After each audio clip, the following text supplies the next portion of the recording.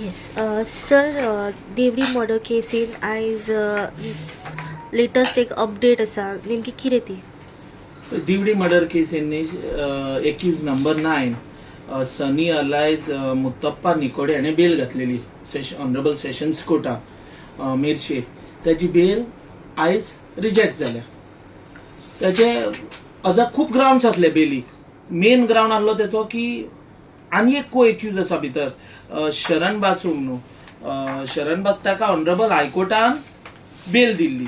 So पॅरिटीचेर तेका bell दिल्या म्हणून आपणाक एक पॅरिटीचेर ग्राउंड घेवन तेका बेल दिल्या म्हणून आपणूय बेलीक एंटायटल अशे ग्राउंड घेवन वन ऑफ द ग्राउंड घेवन तेणें बेल घातलेली. शरण बासू आलाय चंप्या गायकवाड हेची बेल ऑनरेबल हायकोर्टान दिल्या म्हणून त्या पॉयंटार. पण याच्या सनीच्या केसीन कितें जाल्लें, सनीन चार्जशीट घातल्या उपरांत एक हायकोर्टान बेल घातलेली. ती ऑनरेबल हायकोर्टान रिझन्ड ऑर्डर दिवन कित्या खातीर रिजेक्ट करता आफ्टर गोईंग थ्रू चार्जशीट ती बेल रिजेक्ट केली. आणि ती रिजेक्ट केल्ली ऑनरेबल हायकोर्टाची ऑर्डर तेंच्यांनी सुप्रीम कोर्टान जावं खंय चॅलेंज करूंक लागली. आणि आता परत चार्जशीट फायल करून चेंज इन सर्कमस्टन्स नासतना परत घातल्या म्हणून there is no change in circumstances म्हणून एक ग्राउंड घेऊन ऑनरेबल सेशन्स कोर्टान ती बेल रिजेक्ट केल्या.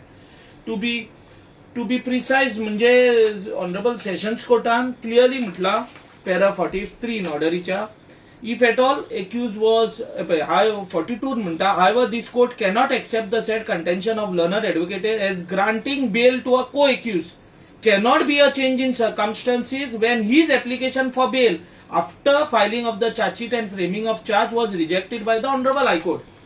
अजून आम्ही त्याच स्टेजीक आसा.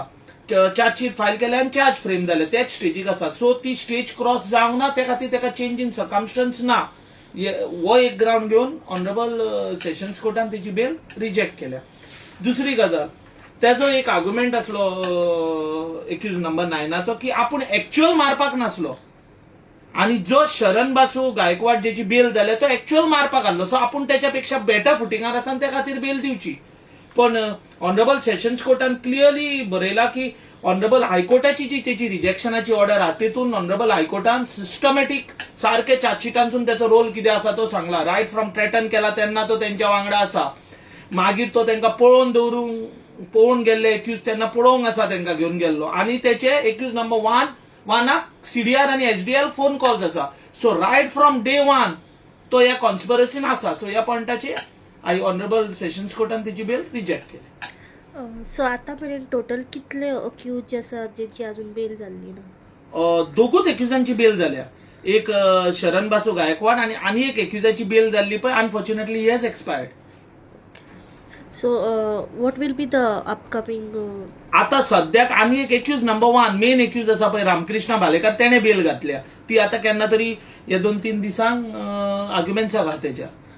भालेकराचो मेन रोल कितें आशिल्लो सर? आमचो डे 1 पासून केस आहा की बाबू भालेकरा खातीर झगडी ती आदल्या दिसा पुलीस कंप्लेंट फायल केल्ली दिवडीन आणि बाबूच्या रागान मागीर तेंच्यांनी सगळे एकठांय जावन ताका मारूंक सोदताले आणि तेंच्यांनी कॉन्स्पिरसी हॅच केली सगळ्यांनी मेळून एलिमिनेट करपाक अहमदाक आणि अहमद दिवडीचो मर्डर केलो. अशी आमची केस आसा. थँक्यू.